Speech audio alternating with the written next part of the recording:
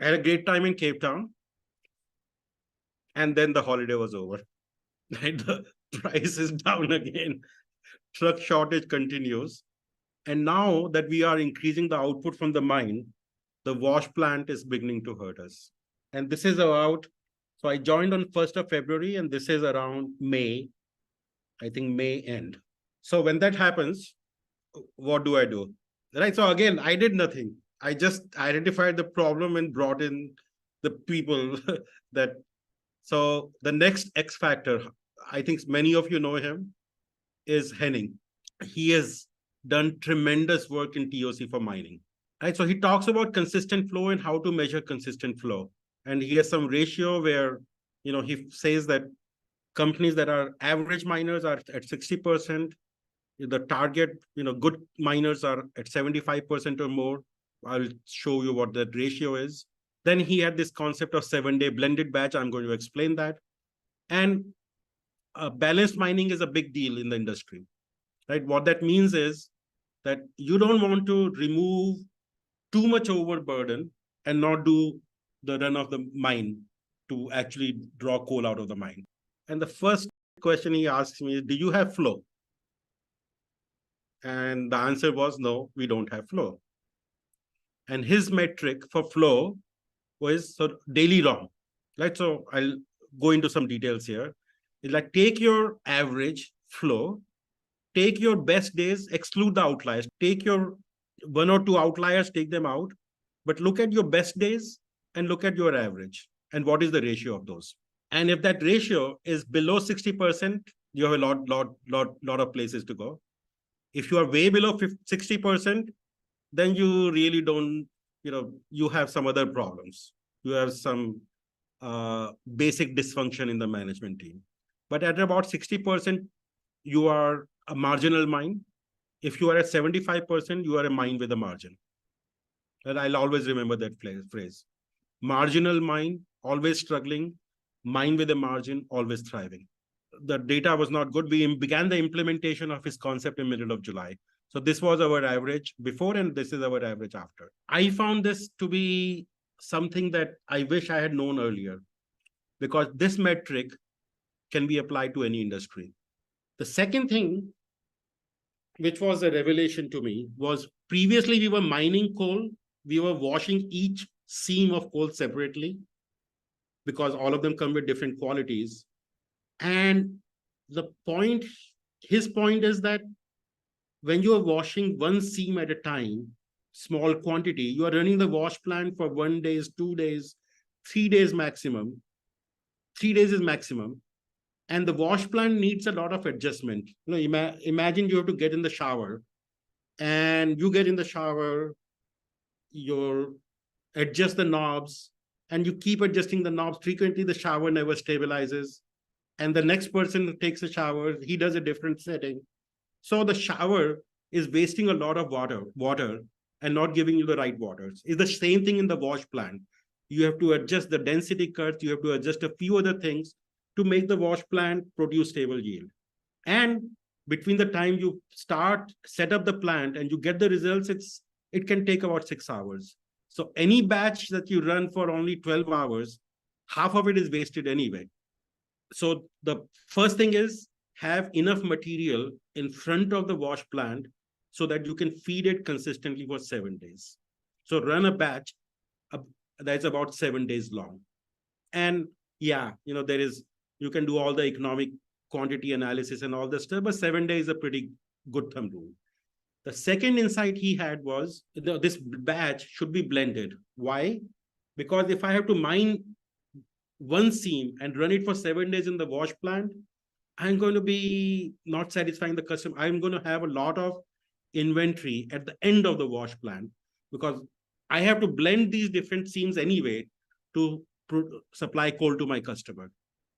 But if I run just one seam and it has to wait, first of all, if it's a 7-day batch, seam 1 is going to run for a long time. Seam 2 is going to run for a long time. Seam 3 is going to run for a long time. Seam 4 is going to run for a long time. And I'm going to run 28 days worth of stuff before I can supply a customer order with all that inventory sitting at the end of the wash plant. Right? So his point is just blend it before it gets into the wash plant. So which seams go together in terms of the quality in terms of the settings you run them at. So that requires an analysis. So we settled on basically 7 batches, 7 different types of batches that we run in the wash plant.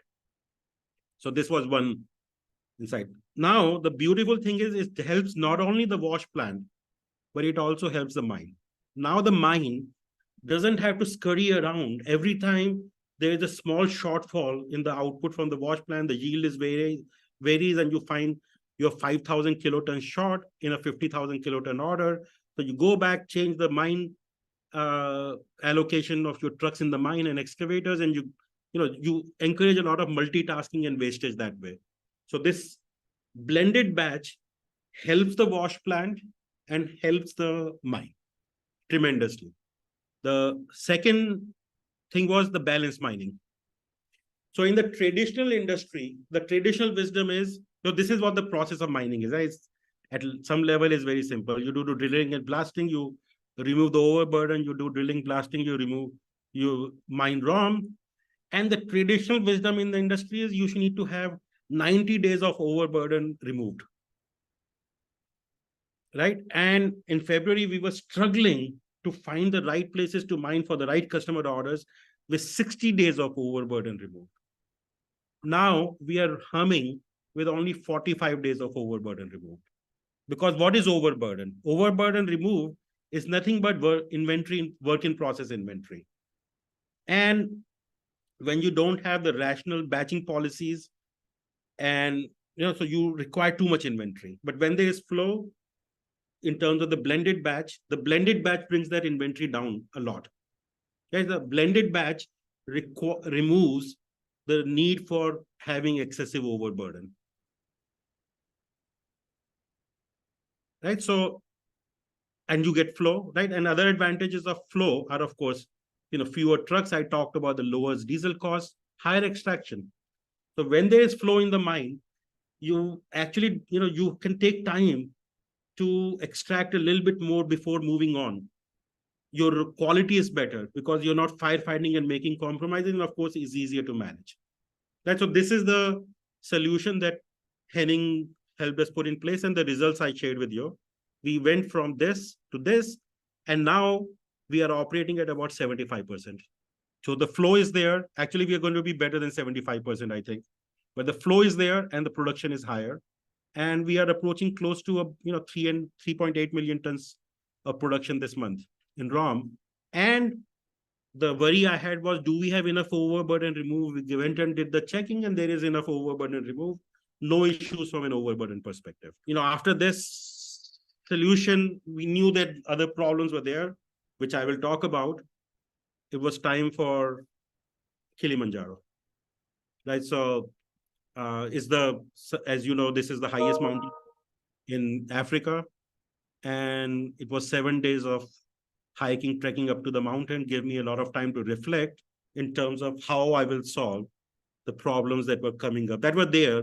But those are now I'm really hitting the tough problems. So what are the tough problems? We are beginning to hit a rough patch in the mines. Rough patch meaning we have mined all the good coal, and now we have to mine in places where the quality of coal is degraded. So our yield in the wash plant is going to be lower. Mining equipment. We are running the trucks that were not used to running.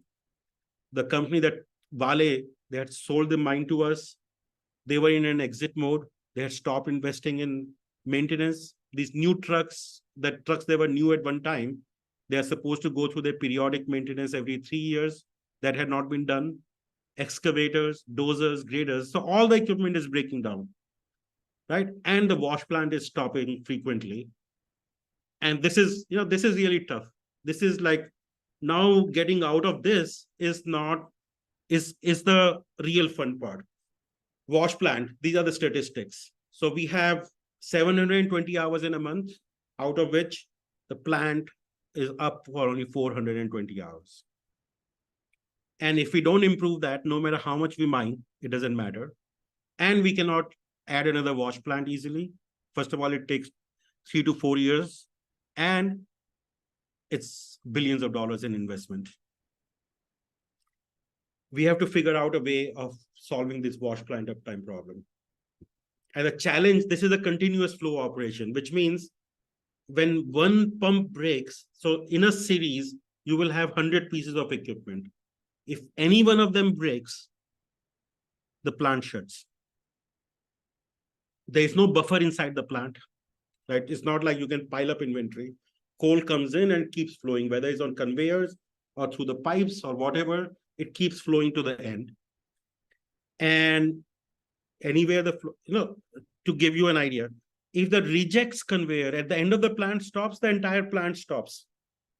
If the crusher on the front end of the line stops, the entire plant stops. A pump breaks in between, the entire plant stops. This really starts getting interesting. So how do we solve this problem? So we kind of understand the problem. What are we doing? The first piece is this uptime is not caused just by the maintenance breakdowns. It also the plant also shuts down when the mine does not feed the plant at a consistent rate. And what did we find? Henning was here about 2 weeks ago. It's like, okay, during your shift changeovers, there is a slowdown in the feed rate into the wash plant, and the wash plant as a result shuts down. So you fix that problem, you get another 50 hours out of the 50 hours of uptime. Then the next thing is, okay, we fix that. Okay, we'll get it to 470, 480 hours. Where do we go from there? We have brought in experts.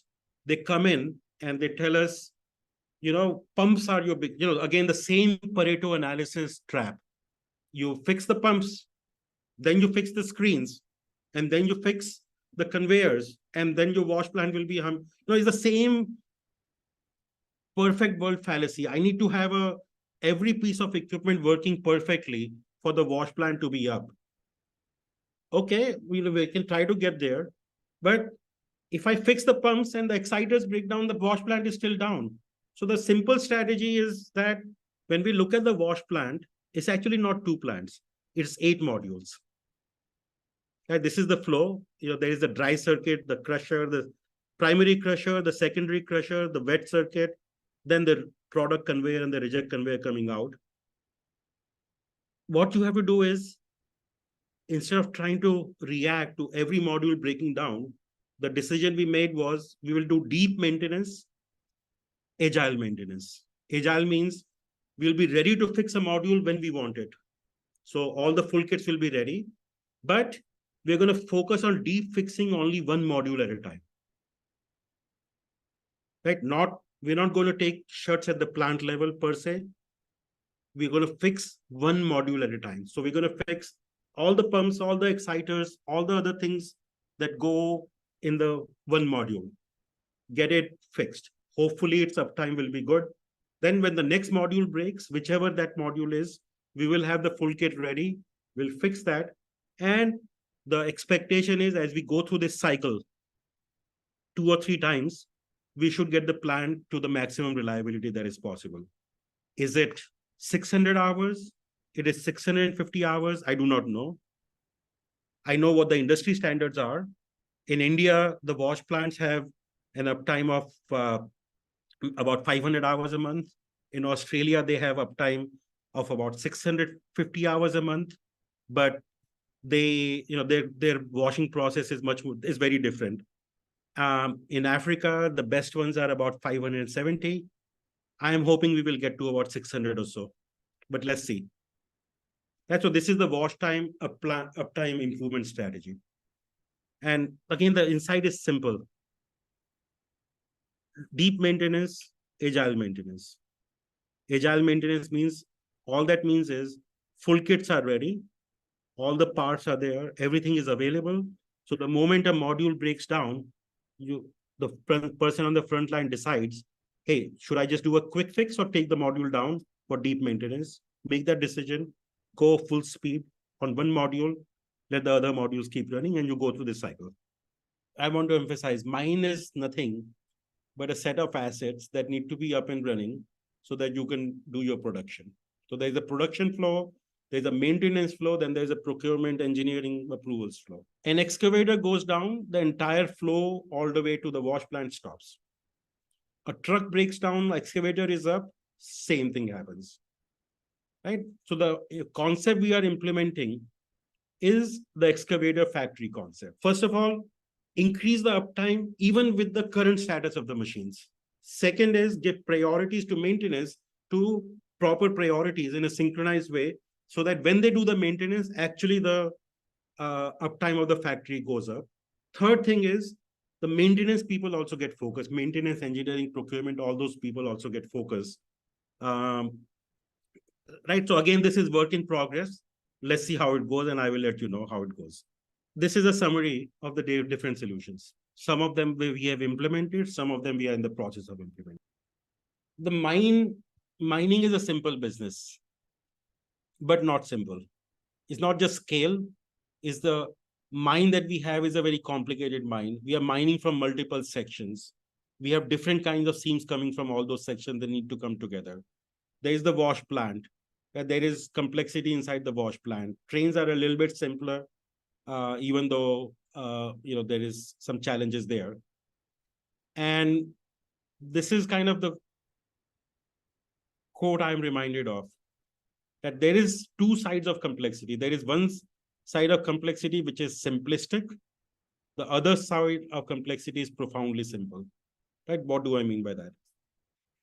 This is effectiveness versus simplicity curve. So you can be too simple, which is the left side. You can wade through all the complexity, which is all the ERPs and optimization systems, or you can be right side of complexity, which is fundamentally TOC. All the simplistic stuff doesn't work, so you tend to make it more and more complex. The simple stuff works, but you have to get your hands dirty to wade through this pool of complexity, right? TOC is simple, but not simple. And I think the complexity, if you are getting into operations, lies in getting into the details, understanding that complexity, and figuring out how to distill out simplicity from it. Efficiency versus flow. One thing, Henning, is like, do not ask the question of how efficient the machine is. Ask the question, do we have flow? What is interrupting the flow if we have flow? Instead of Pareto analysis, do the flow analysis.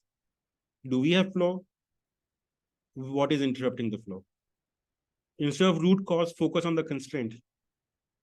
Instead of individual discrete pieces of equipment, which is the point that Alan is making, look at the entire factory uptime. This is our way forward. Increase the excavator factory uptime, increase the wash plant uptime, lock in long-term contracts, right? So as we produce more and more coal, the one thing that hurt us was we produced more coal than we planned, but we did not have long-term contracts for it. And somehow I still have to understand the market, but the spot sales earn a lower price than the long-term contracts. So if we had long-term contracts for the coal that we produced over and above what we had planned to produce, our revenue would have been much higher. So now we are anticipating this increased production to continue and to increase even further. So that is the other thing. So those are the three things we've got to do to move into the next year. So in terms of met production, last year we produced 2.9 million tons of metallurgical coal. This year, we will do 5.5. Next year, we will do more than 10. But we need a lot of pluck, a little bit of luck to get there. And this viable vision kind of a thing, we would achieve it in 18 months instead of 4 years. And we started as being Africa's largest coal mine, a mine that is a marginal mine, a mine that Vale could not make money from for a long time. We have turned it into actually a marginal mine, and now we are turning it into a mine with a margin. And if we produce this much coal, next year, we will be the largest met coal producing single mine in the world. We do a lot of things in the community, but all these things that are listed here. And I said, right, that last 7 months of my life here have been, I think, one of the most satisfying periods of my life. And visiting these orphanages have been some of the happiest moments of my life.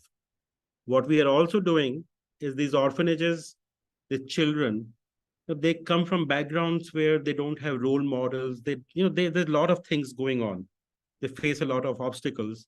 So Kathy Serkin has been gracious enough to, help us with TOC for education in the orphanages. So that is another thing we are doing with TOC here. On the hospital side, there's a request from the president to build another hospital. So we are supposed to do that. And my bargain with them was, let's implement TOC first in the current hospital, and we will help you build a new hospital based on that.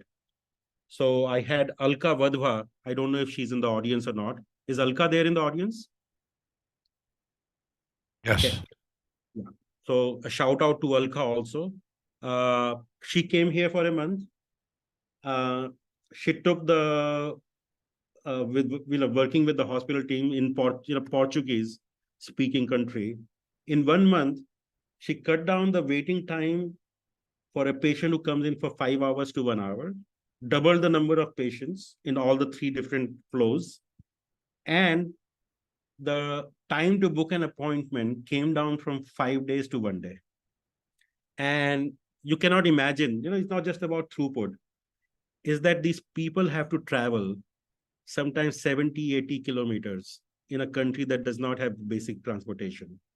So they come to the hospital, go back untreated, and guess what happens? Do they come next? No.